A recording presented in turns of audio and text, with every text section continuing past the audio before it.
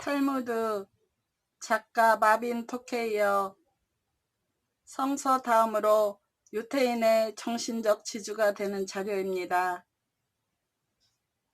과대 광고. 오늘날은 광고를 할 때 거짓말을 해서는 안 되는 것으로 되어 있다.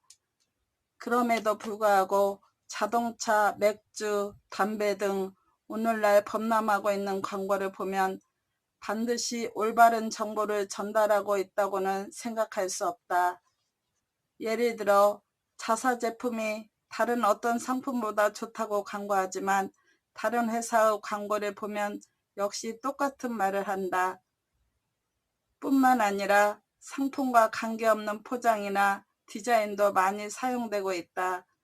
더구나 오늘날에는 그런 것은 관행이 되었으며 오히려 좋은 판매 방법이라고 여겨지고 있다. 예를 들어 미국의 담배 광고를 보면 예쁜 아가씨가 차 안에서 담배를 맛있게 피우는 장면이 나온다. 물론 여기서는 거짓말을 하고 있는 것은 아니지만 실제로 담배를 피우는 사람에게 있어서 그 아가씨는 아무런 상관이 없다. 탈무드에서는 이런 판매 방법은 금하고 있다. 이것은 어떤 의미에서는 사람을 속이는 것이 된다. 탈무드에서는 소를 팔 때 다른 색을 칠하는 것을 금하고 있으며 또한 어떤 가지 도구에 색을 칠해서 새 것처럼 보이게 하는 것도 금하고 있다. 즉 속일 목적으로 색을 칠하는 것은 금하고 있는 것이다.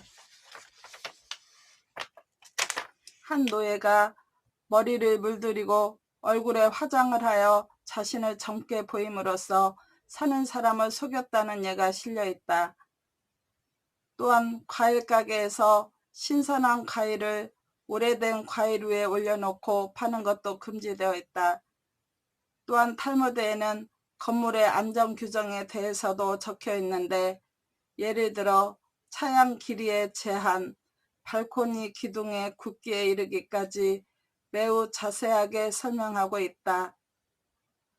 노동시간에 대해서는 그 지방의 상식적인 관행에 노동시간을 넘어서까지 일을 시켜서는 안 된다고 되어 있으며 과일을 따는 노무자를 고용했을 경우 그 노무자가 어느 정도 과일을 슬쩍 따먹는 것을 금해서는 안 된다고 말하고 있다. 또한 탈무드에서는 상품을 팔 때 그 물건과 성질이 완전히 다른 이름을 붙이는 것을 금하고 있다. 오늘날 미국 광고에서는 킹사이즈라든가 풀야드와 같은 과장된 단어를 사용하고 있다. 풀야드라는 말은 1야드에 지나지 않으므로 탈무드에는 일찍부터 그런 말이 금지되어 있다. 소유권. 소유권에 대해서 이야기해보자.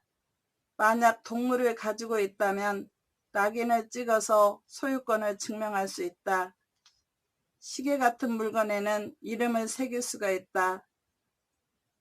양복에는 이름을 수놓을 수 있으며 자동차나 건물 같은 것은 각 관청에 등기할 수가 있다. 그러나 물건에 따라서는 이름을 표시하거나 등기하기 어려운 것도 있다. 그럴 경우에는 어떻게 소유권을 증명할 수 있을까? 맨 먼저 여러 가지 예를 생각해 보고 나서 원칙을 확립하는 것이 탈무드의 행동 방식이다. 왜냐하면 이런 경우 값이 1원에서부터 100억 원 정도까지 되는 물건이 있을 수 있으므로 원칙을 확립해 두지 않으면 판단이 서지 않기 때문이다. 두 사람이 각각 다른 입구로 극장에 들어갔다. 그런데 마침 한가운데 자리가 2개 비어 있었으므로 둘 다 그곳에 앉으려고 했다. 그때 누구 것인지 알 수 없는 물건이 그 자리에 떨어져 있었다. 두 사람이 동시에 그것을 발견하고는 서로 그것이 자기 것이라고 주장했다. 이 경우 어떻게 해결해야 할까? 이 문제는 탈무드에서도 여러 가지 의견이 있다. 첫째로 두 사람이 나누면 된다는 의견이 있지만 이것은 원칙적으로 받아들일 수 없다. 그 이유는 재판소에 가서 나누게 되면 뒤에 앉아있던 사람까지 자기 것이라고 주장할지도 모르며 모두가 자기 것이라고 주장할지도 모른다. 발견한 사람에게 권리가 있다는 것을 전제로 한다면 발견하지도 않은 사람에게까지 권리를 주는 것은 곤란하다. 탈무드에서는 성서에 손을 얹고 선서한 후 양심에 비추어도 자기 것이라고 생각한다면 나누라고 했다. 그러나 탈무드의 경우는 언제나 누군가가 무슨 말을 하면 그 의견을 반박하는 또 다른 의견이 나오게 마련이다. 그래서 이번에는 선서도 아무 소용이 없다는 의견을 누군가가 말했다. 즉 자기 것이라고 선서를 했는데도 그것을 반밖에 가질 수 없다는 것은 선서를 모독하는 것이 된다는 것이다. 그래서 반만 자기 것이라고 선서하면 될 것이라는 의견도 나왔지만 그 경우는 A가 100%, B가 50%를 주장하고 재판에 가면 우선 A는 반이 인정되지만 50%라고 말한 B는 반의 반밖에 인정되지 않는다. 그러나 그 논쟁은 결국 반만 자신에게 권리가 있다고 선서시키는 것으로 마지막 결론을 내고 있다. 그런데 주운 것이 동전이 아니고 고양이일 경우에는 어떻게 될까? 이것은 반으로 나눌 수가 없다. 그 경우는 두 사람이 고양이를 팔면 된다. 아니면 고양이 값의 반을 상대방에게 주고 한 사람이 고양이를 소유하면 된다. 단 고양이의 경우에는 소유주가 나타날 때까지 일정 기간 기다린 후에 처리하지만 $1,000짜리 지폐 같은 것은 주인이 찾을 수 없는 것으로 여겨 그냥 그 자리에서 처리한다. 돈을 길에 떨어뜨리고 갔다가 누군가가 막 죽고 있을 때 달려가서 내가 여기 지나다가 1만 원을 떨어뜨렸는데 지금 막 그것을 찾으려고 돌아오는 참입니다. 라고 말해도 그 사람이 진짜 돈의 주인인지 아닌지 입증할 수가 없다. 돈의 이름을 적었다 하더라도 자기를 거치는 1만 원짜리 지폐에 전부 이름을 적은 후 그 돈을 다시 볼 때마다 자기 것이라고 말할 수도 있을 테니 어쩔 도리가 없다. 그러나 아주 특별한 편지 같은 것과 함께 있어서 그것이 자기 것이라는 것을 증명할 수 있으면 이야기는 다르다. 결국 극장에서 주운 물건의 경우 결론은 먼저 잡은 쪽이 이기는 것으로 되어 있다. 그 이유는 먼저 보았다는 것은 아무도 입증할 수 없지만 잡았다는 것은 쉽게 입증할 수 있으므로 그것이 하나의 원칙이 되고 있다. 두 개의 세계. 한 사람의 랍비와 두 남자가 있었다. 랍비가 나는 랍비로서 사람들은 나를 신뢰합니다. 나는 두 사람 가운데 한 사람으로부터 100만 원을 빌렸고 또 한 사람으로부터 200만 원을 빌렸습니다. 그런데 어느 날 두 사람이 와서 두 사람 모두 200만 원을 갚으라고 했습니다. 그러나 나는 누구에게 더 돈을 많이 빌렸는지 잘 생각이 나지 않습니다. 어떻게 하면 좋겠습니까? 라고 말했다. 탈무드에는 두 가지 의견이 있다. 다수의 의견은 이렇다. 두 사람 모두 100만 원씩 빌려준 것은 틀림없다. 그중 어느 한쪽은 100만 원밖에 안 빌려줬지만 그것이 누군지는 모르므로 우선은 100만 원씩 돌려준 다음 나머지 100만 원은 앞으로 증거가 나올 때까지 재판소에 맡겨둔다는 의견이었다. 그런데 한 랍비가 좀 기다리시오. 두 사람 가운데 한 사람은 도둑입니다. 100만 원밖에 안 주었으면서 100만 원을 더 받으려고 합니다. 100만 원씩 돌려주게 되면 도둑은 아무런 손해도 보지 않습니다. 그럼 사회 정의가 무너집니다. 도둑이나 악인이 득을 보든가 아무런 벌도 받지 않는다면 사회 정의가 제대로 서지 않습니다. 따라서 두 사람 모두 한 푼도 돌려주지 않는 것이 좋습니다. 법정은 전액을 보관해 두어야 합니다. 라고 말했다. 그리고 도둑에게 100만 원을 갚지 않는다는 것은 도둑의 입장에선 100만 원마저 잃게 되는 것이 되므로 집에 돌아가서 수첩을 잘 보니 내가 빌려준 돈이 100만 원이었다면 100만 원을 돌려달라고 올 가능성도 있다. 그래서 앞에 극장에 대한 이야기로 다시 돌아가서 극장에서도 같은 원칙을 적용시켜야 한다고 생각했다. 한쪽은 거짓말하고 있는 것이 틀림없는데도 불구하고 반을 받는다는 것은 거짓말쟁이가 이득을 보는 것이므로 이것은 사회정의의 원칙에 어긋난다. 따라서 재판소는 나중에 증거가 나올 때까지 그것을 보관해 둬야 한다고 했던 것이다.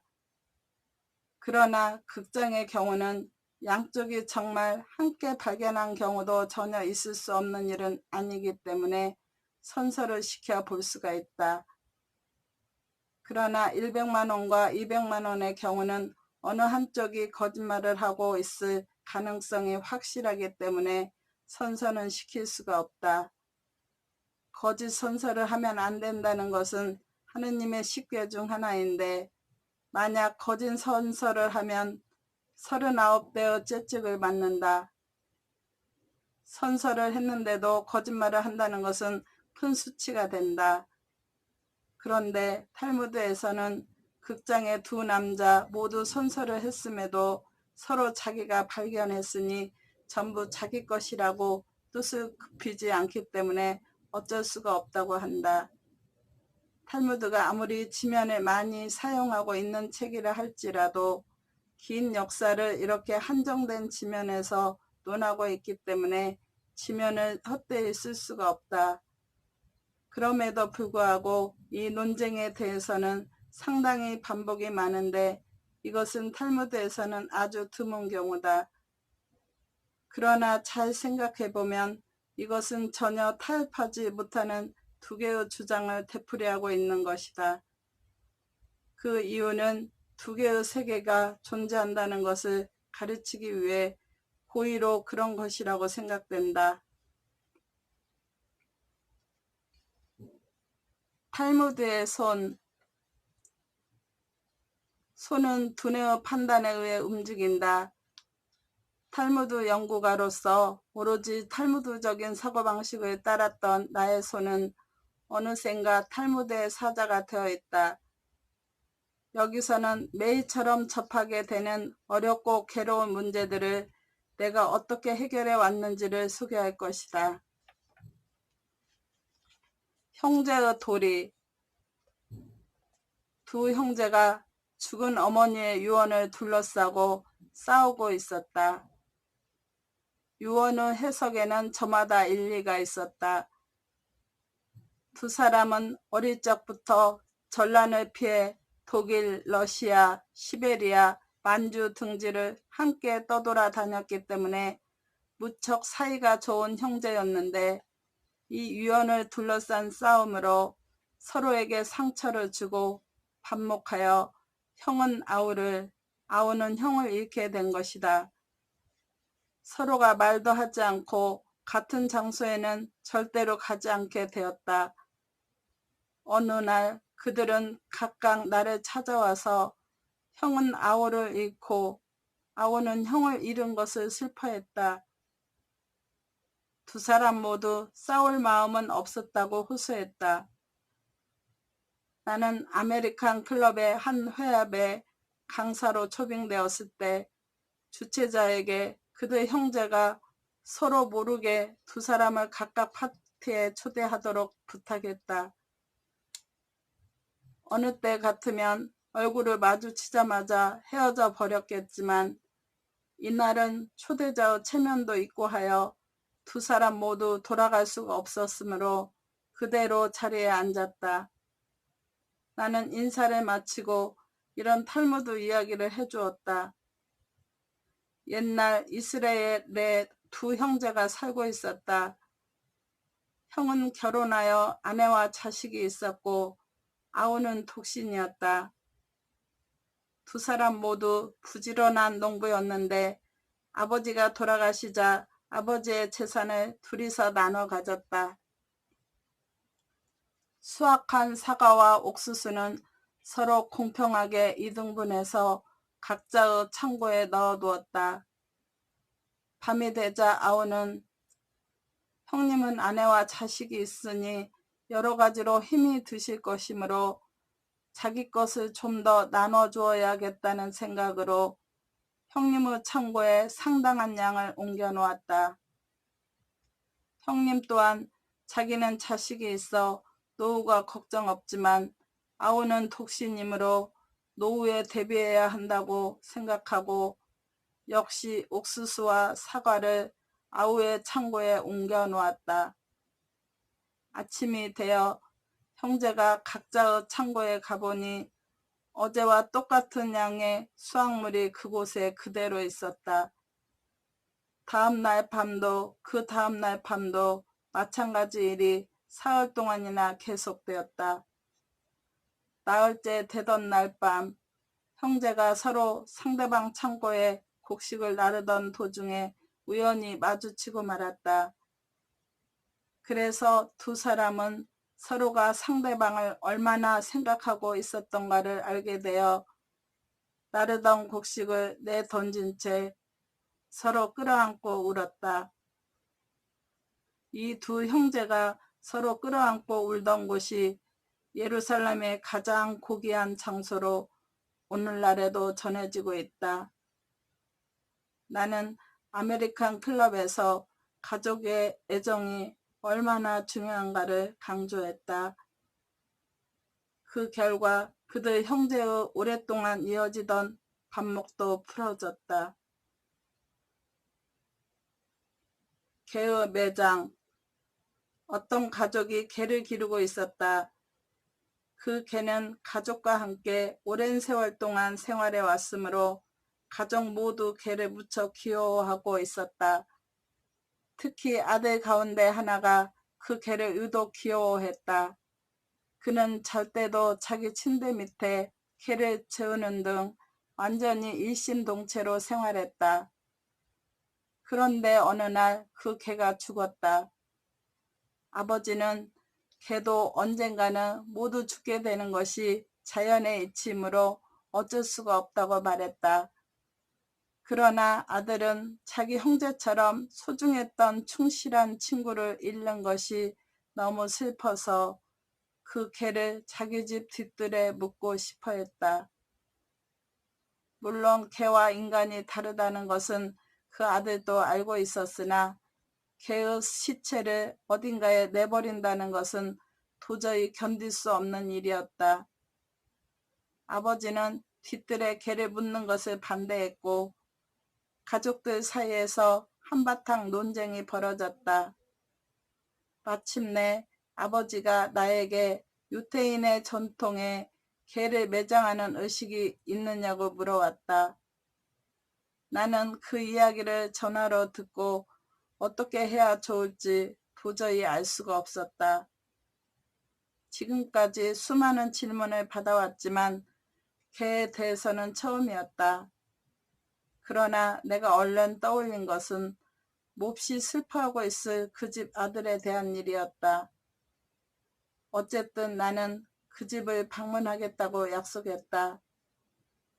랍비는 관례상 전화로 그런 상담은 하지 않는다. 본인과 마주 대하고 이야기하는 것이 관례이기 때문이다. 나는 그 집에 가기 전에 탈무드를 읽고 개에 대한 전례가 있는지 알아봐야만 했다. 그런데 마침 탈무드에 좋은 이야기가 하나 있었다. 집안에 우유가 놓여 있었는데 뱀이 그 우유 속으로 들어가 버렸다. 고대 이스라엘의 농촌에는 뱀이 많았다. 그런데 그 뱀은 독뱀이었기 때문에 우유 속에 독이 녹아들기 시작했다. 오로지 개만이 그 사실을 알고 있었다. 가족이 맹렬하게 지키기 시작했다. 모두들 왜 개가 그렇게 소란스러운지 이해할 수 없었다. 그러다가 한 사람이 그 우유를 마시려고 했다.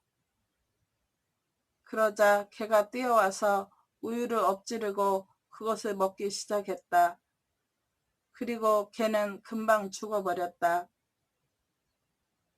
그때야 비로소 가족들은 우유 속에 독이 들어있었다는 사실을 깨닫게 되었다. 그리하여 이 개는 그 당시 랍비에 의해 두고두고 칭송되었다. 나는 그 집을 방문해서 가족들에게 이 탈무드 이야기를 해주었다. 아버지의 반대는 점차 누그러졌고 결국 아들의 희망대로 그의 애견은 뒤뜰에 묻히게 되었다. 당나귀와 다이아몬드. 한 유태인 부인이 백화점에서 물건을 샀다. 돌아와서 물건을 펼쳐보니 상자 속에 자기가 사지 않은 물건이 들어있었다. 그것은 반지였는데 무척 값비싼 것이었다. 그녀가 산 것은 양복과 외투뿐이었다. 그녀는 별로 풍요롭지는 않았지만 아들과 둘이 행복하게 살고 있었으므로 아들에게 그 이야기를 해준 다음 둘이서 랍비에게 상담을 청하러 왔다. 그래서 나는 탈무드 이야기를 들려주었다. 어떤 랍비가 나무를 팔아 생계를 유지하고 있었다. 그는 산에서 시내까지 언제나 나무를 운반했다. 그는 그 왕복 시간을 단축해 좀 더 탈무드 공부에 힘쓰고 싶었다. 그래서 당나귀를 사기로 했다. 마침내 시내의 아랍인에게서 당나귀를 샀다. 제자들은 랍비가 당나귀를 샀으므로 더 빨리 마을과 시내를 왕복할 수 있을 것이라고 기뻐하며 강물로 당나귀를 씻기 시작했다. 그러자 당나귀 머리에서 다이아몬드가 나왔다. 제자들은 이제는 랍비가 가난한 나무꾼 생활에서 벗어나 탈무드 공부와 자신들을 가르치는 일에 전념할 수 있게 되었다며 기뻐했다. 그러나 랍비는 곧 시내에 가서 아랍 상인에게 다이아몬드를 돌려주라고 제자에게 명했다. 제자들이 선생님이 사신 당나귀가 아닙니까? 라고 묻자 랍비는 나는 이를 산 기억은 있지만 다이아몬드는 산 기억이 없다. 나는 내가 산 것만 가지는 것이 정당하다고 생각한다며 그는 아랍인에게 다이아몬드를 돌려주었다. 그러자 아랍인은 오히려 당신은 이 당나귀를 샀고 다이아몬드는 이 당나귀에 붙어 있었는데 왜 돌려주려 오셨습니까? 라고 물었다. 이에 랍비는 유대 전통에서는 값을 치르고 산 것 외에는 가져서는 안 됩니다. 그러므로 이것을 당신에게 돌려주는 것입니다. 라고 대답했다. 아랍 상인은 당신들의 신은 분명 훌륭한 신임에 틀림없군요. 라고 말했다. 이 이야기를 듣고 난 부인은 그러면 빨리 돌려줘야겠는데 뭐라고 하면서 돌려줘야 하냐고 내게 물었다. 나는 반지가 백화점 것인지 백화점 판매인 것인지는 잘 모르겠지만 만약 왜 돌려주느냐고 물으면 유태인이기 때문에 그렇다고 대답하시오. 그리고 돌려줄 때는 반드시 아들을 데리고 가시오. 아들은 자기 어머니가 정직한 사람이라는 사실을 일생 동안 잊지 않을 것이요 라고 말해 주었다. 벌금의 규칙. 어느 유태인 회사에서 유태인 사원을 고용하고 있었다. 그런데 어느 날 그가 회사 공금을 가지고 도망을 쳤다. 유태인 사장이 화가 나서 경찰에 가려고 하자 회사 간부가 나에게 와서 어떻게 해야 좋을지 상담을 청했다. 그래서 나는 정말로 그가 돈을 가지고 도망쳤는지 아닌지 확실하게 확인하는 것이 좋소. 만약 그것이 사실이라 하더라도 경찰에 그가 기소되면 분명 형무소에 들어가게 될 것입니다. 그러나 이는 유태인이 취할 방식은 아닙니다. 라고 말했다. 왜냐하면 그가 감옥에 들어가 버리면 회사는 돈을 돌려받을 수가 없기 때문이다. 유태인의 법률에서는 누군가가 돈을 훔치면 그 사람을 감옥에 넣기에 앞서 그 돈을 되찾는 데 노력하도록 되어 있다. 그래서 나는 그를 찾아 감옥에 넣기보다는 먼저 돈을 돌려받고 그것에 덧붙인 벌금을 물게 해야 한다고 말했다. 도망갔던 유태인 사원을 찾아내서 그 이야기를 하자 자기는 돈이 전혀 없다고 했다. 그래도 감옥에 가기보다는 일을 해서 분할 지불해 그 돈을 갚는 것이 좋겠다는 합의가 이루어져 그는 경찰에 가지 않고 내 방에서 재판을 받게 되었다. 내가 재판장이 되어 내린 판결은 그가 횡령한 돈은 일을 해서 갚고 동시에 벌금은 나에게 지불하여 그 돈은 자선기금으로 쓰기로 했다. 유태사회에서는 가령 A라는 사람이 100만 원을 훔쳤을 경우 랍뷰 재판에 회부되어 유죄가 되고 벌금을 더해 110만 원을 돌려준다는 판결이 내려진다고 한다. 그 사람이 그 110만 원을 돌려준 뒤에는 그의 전과가 소멸되어 결백한 사람이 되는 것이다. 오히려 도둑맞은 쪽에서 저놈은 도둑놈이라고 말하게 되면 험담을 한 쪽이 나쁘게 된다. 벌금은 대개 20% 이상인데 이것에는 엄밀한 규칙이 있다. 예를 들어 무엇을 훔쳤느냐에 따라 달라지고 그것을 이용해 돈을 벌었느냐, 범행시간이 언제이냐에 따라 벌금이 달라진다. 탈무드에서는 말을 훔쳤을 경우 아주 많은 벌금을 물린다. 훔친 사람은 말을 이용해 돈을 벌 수 있는 반면 도둑맞은 쪽은 매우 곤란해지기 때문이다. 오늘날의 트럭이라고 할 수 있는데 이 경우는 400% 정도의 벌금을 물게 한다. 일반적으로 당나귀가 말보다 벌금이 싼데 그것은 말이 더 온순하여 훔치기 쉽기 때문이다.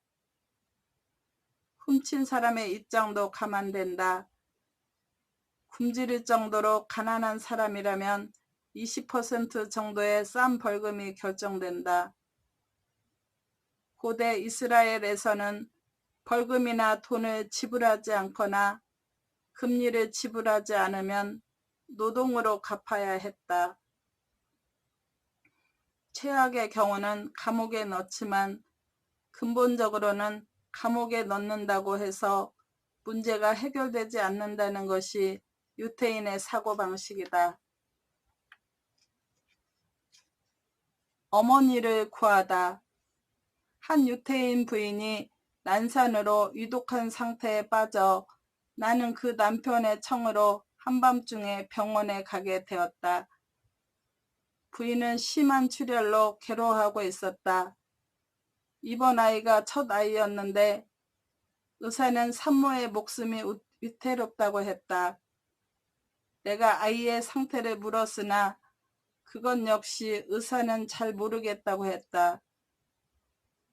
결국 마지막에는 아이를 구하느냐 산모를 구하느냐를 결정해야 할 입장에 놓이게 되었다. 그 부부는 첫 아이를 몹시 원하고 있었다. 산모는 자기가 죽게 되더라도 아이를 살리고 싶다고 말했다. 여러 가지로 의논한 결과 내게 결정이 맡겨졌다. 나는 먼저 내가 내리는 결정은 나 개인의 결정이 아니라 탈무드나 유태의 전통이 내리는 결정이니 꼭 따르겠다고 물었다. 그러자 부부는 그것이 유태의 전통이라면 받아들이겠다고 했다. 그래서 나는 산모의 목숨을 구하고 아이를 희생시키도록 결정했다. 그러나 산모는 그것은 살인행위라고 받아들이려 하지 않았다. 그러나 유태의 전통에 따르면 아이는 태어날 때까지는 생명이 없는 것으로 간주된다. 태아는 산모의 일부에 불과하다. 목숨을 구하기 위해서라면 몸의 일부분, 예를 들어 팔 같은 것을 잘라내는 일도 있을 수 있다. 유태의 전통에서는 이럴 경우 반드시 산모를 구하는 것으로 되어 있다. 그곳에 마침 가톨릭 신부 한 사람이 있었는데 그는 아이를 살리고 산모가 죽어야 한다고 말했다. 가톨릭에서는 태아 때 이미 새로운 생명이 생긴 것으로 생각하기 때문에 가톨릭의 사고 방식에 따르면 산모는 이미 세례를 받아 구원을 받았으나 아이는 아직 세례를 받지 못해 그렇지 않다는 것이다. 따라서 유태의 결정이 이상하다고 말했다. 결국 그 부부는 내 결정에 따랐고 산모는 목숨을 건졌다. 그 후 얼마 지나지 않아 두 번째 귀여운 아이가 태어났다. 정당한 행위. 어떤 상인이 나를 찾아와 다른 가게가 값을 부당하게 내려서 자기 가게의 손님을 뺏고 있다고 호소했다. 탈무드에는 부당 경쟁에 대해 매우 많은 지면이 할애되어 있었지만 그때까지 나는 그런 사실을 알지 못했었다. 어쨌든 일주일 동안 시간을 얻어 탈무드를 공부한 후 결정을 내리기로 했다. 탈무드는 다음과 같이 가르치고 있다. 어떤 상품을 취급하는 가게 옆에 같은 가게를 열고 똑같은 상품을 팔아서는 안 된다. 그러나 두 가게가 있는데 그중 한쪽에서 아이들을 위한 경품을 주었다고 하자 옥수수로 만든 팝콘 같은 시시한 것이었지만 아이가 그것을 원해 어머니를 그곳으로 끌고 가 쇼핑을 하게 한다면 의견은 여러 가지로 나뉘게 된다. 값을 내려 경쟁하는 것은 손님의 입장에서는 이익이 되므로 좋은 것이 아니냐는 납비도 있다. 또 어떤 납비는 손님을 유혹하기 위해 값을 내리거나 경품을 주는 것은 부당한 경쟁이라고 비난하기도 한다. 그러나 대다수 납비의 결정에 의하면 값을 아무리 내린다 해도 그 경쟁은 불공정한 것이 아니라는 것이다. 사는 손님에게 이득이 된다면 그것으로 충분하다는 의견이었다. 다음 날 찾아온 남자에게 나는 이렇게 말했다. 물건을 훔치는 행위는 명확히 금지되어 있지만 값을 어떤 사정으로 얼마나 내리든 그것은 정당한 행위다.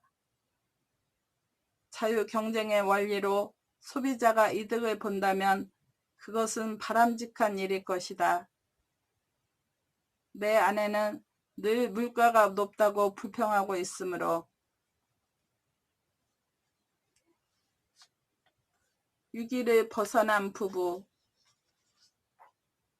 결혼한 지 10년이 지난 부부가 있었다.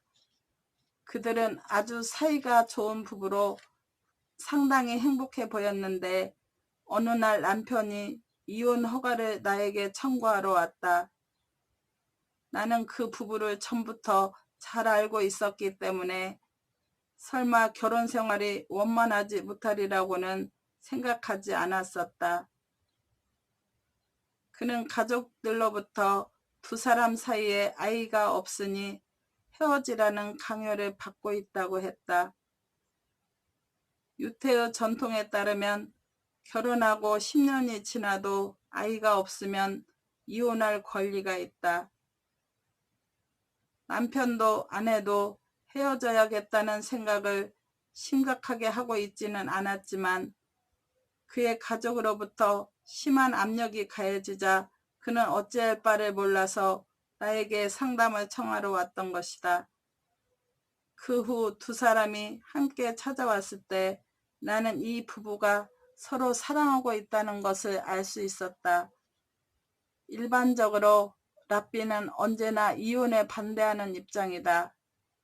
그 이유는 한번 나쁜 아내를 맞이했던 사람은 헤어져도 또 같은 실수를 되풀이해 또다시 나쁜 아내를 만나게 된다는 것을 알고 있기 때문이다.